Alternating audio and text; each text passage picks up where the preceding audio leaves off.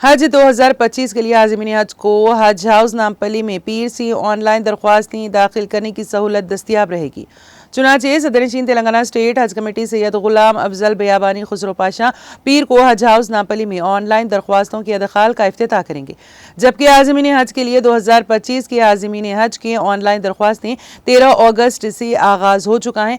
आज़मीन हज अपनी दरख्वास्तें ऑनलाइन भी कर सकते हैं।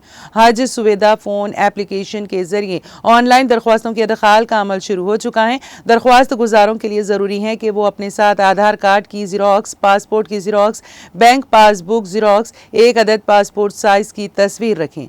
दरख्वास्त गुजारों के लिए जरूरी है कि वो अपना पासपोर्ट जिसकी मियाद मुद्दत 15 जनवरी 2026 हो, पासपोर्ट मशीन से पढ़ा जाने वाला हो। तरबियती इज्तिमात व हज से मुतालिक मज़ीद अहम तफसीलात के लिए तेलंगाना स्टेट हज कमेटी के लिए तेलंगाना स्टेट हज कमेटी के टेलीग्राम चैनल में शामिल हो जाएं ताकि हज के मुतालिक इत्तलात जल्द से जल्द हासिल हो सके।